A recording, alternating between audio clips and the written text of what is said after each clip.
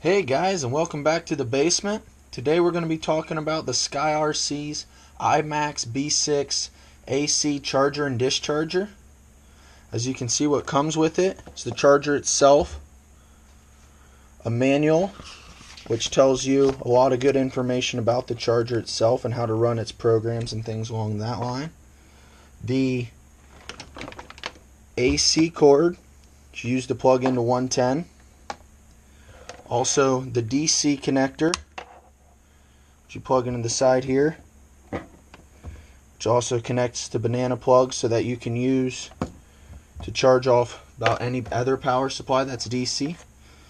You get the output connector, which plugs into this side down here, which connects to the T plug. You can see there. Then the rest of these connectors are all T plugs connected to different things. So the first one is the Futaba, which looks like that. I haven't used this one yet, but maybe it'll come in handy sometime. The JST, and again all these are connected to the T plug.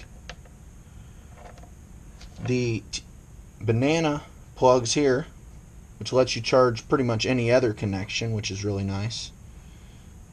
And then the one that I use the most, the XT60 connection.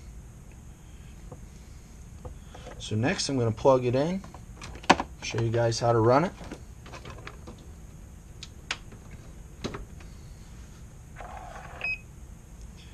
Here's the main screen here.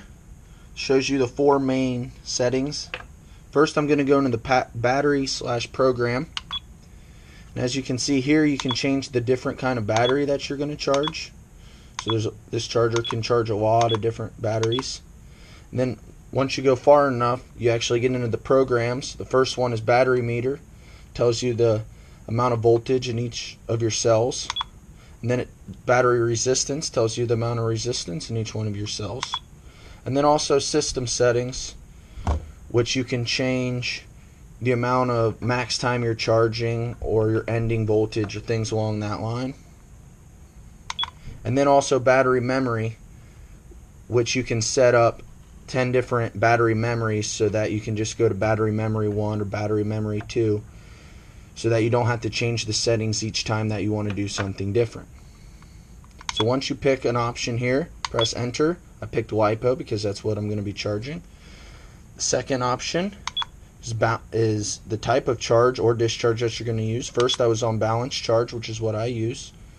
Then there's just the regular charge, fast charge, storage, which will discharge or charge your battery depending on if it's above or below your setting that you set for your storage amount.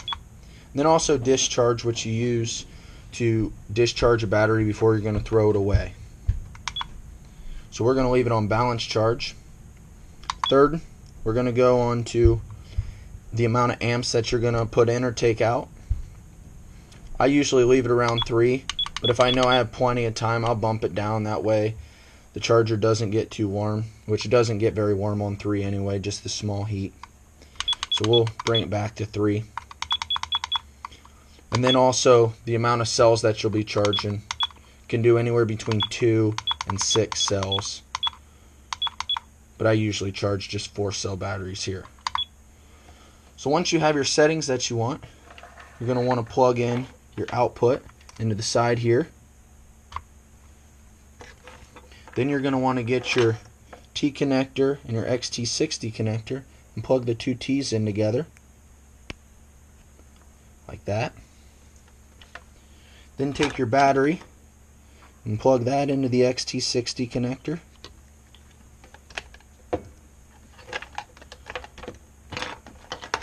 And then plug the balance lead into the balance port so that it can charge all the cells to an even amount.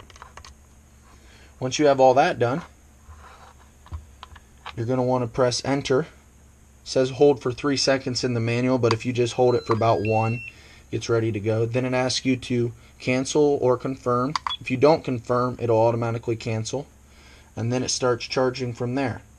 On this screen shows you the type of battery and the amount of cells, the amount of amps that you're putting in, See, it's jumping up to 3 now. It's putting in 3 amps into this battery. Your total voltage, kind of charge here, the amount of time, and then how many milliamp hours you put in. Other than that, I really like this charger a lot because it comes with the adapter here built into the charger, and it doesn't get too warm. You can plug it into AC right away, so you don't have to go out and find your own or anything like that like the original version does. Other than that, if you have any questions, leave them in the comments below, and thanks for watching.